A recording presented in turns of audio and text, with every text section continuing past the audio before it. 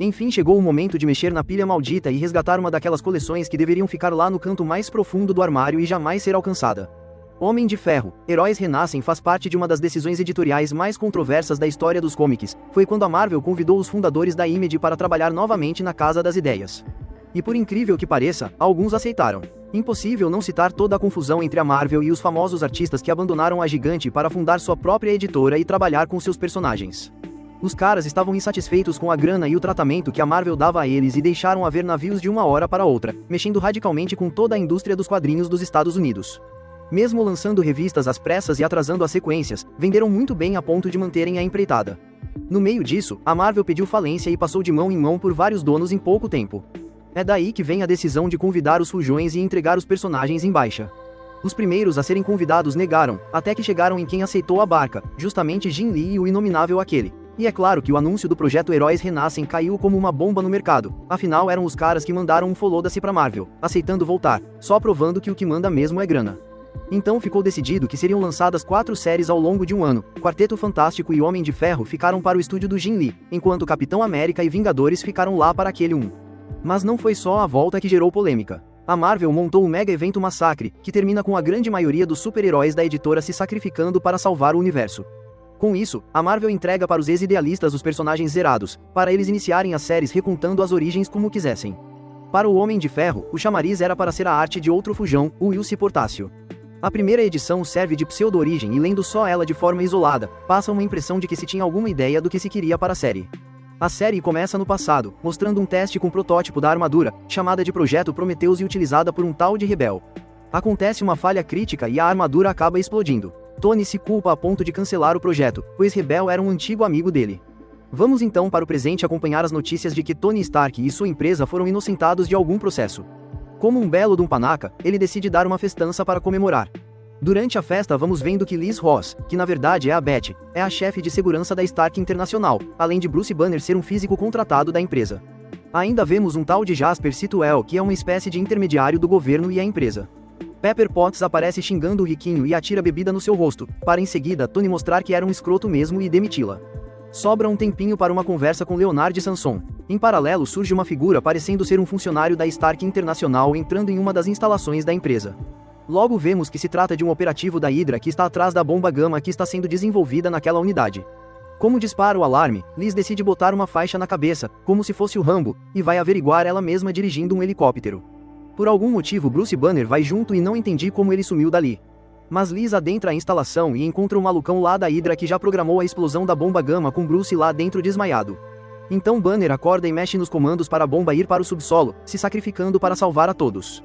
Como todos nós sabemos, é assim que o Hulk irá surgir, desta vez instantaneamente com a explosão da bomba, saindo de dentro da Terra e vendo o helicóptero onde estão Stark e Jasper.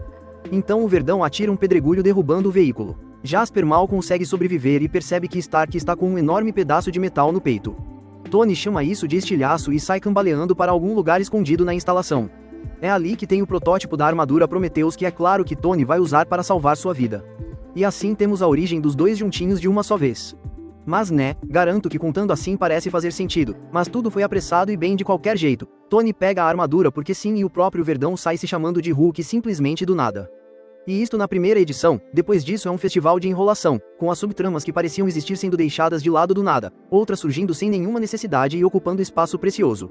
O primeiro pseudo-vilão surge só na 4ª edição, um antigo dono de empresa que foi comprada e depois fechada pela Stark.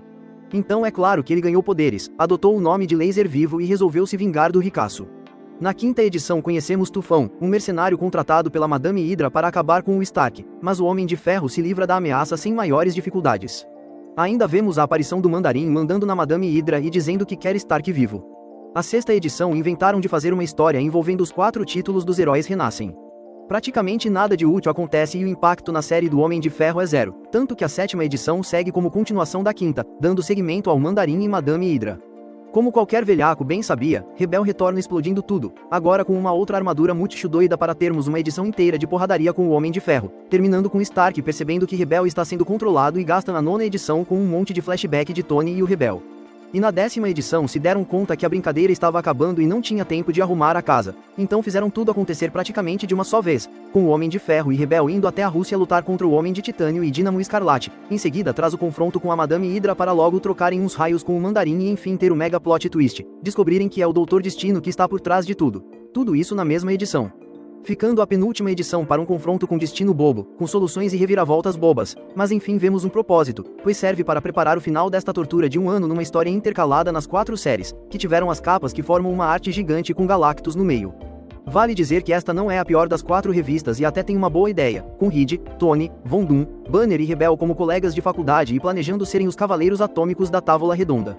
No final das contas foi isso aí mesmo, um gostinho dos primórdios da Image dentro da Marvel, tudo atrapalhado e de qualquer jeito, feito às pressas com nada de planejamento e com os artistas que mais atrasavam as entregas na sua própria editora, então era óbvio que isso se repetiria. Se não era o suficiente ter histórias sem pé nem cabeça com crítica instantânea sobre a qualidade baixa, o Inominável lá pediu arrego e abandonou na 6ª edição, sobrando para o estúdio do Jim Lee assumir as outras 2 séries e terminar o restante do projeto, ficando tudo ainda mais caótico. Esta série do Homem de Ferro iniciou com os roteiros de Jim Lee e Scott Lobdell, ganhando ajuda de Jeff Loeb depois da metade do caminho. O grande chamariz Wilson Portácio não desenhou nem metade das edições, sendo substituído por Ryan Benjamin e Terry Shoemaker. Publicação da Abril Jovem que trouxe as 4 séries mensais em formato americano que teve duração de 12 edições entre dezembro de 1998 e novembro de 1999 e parece que a Panini vai trazer um ônibus desta desgraça.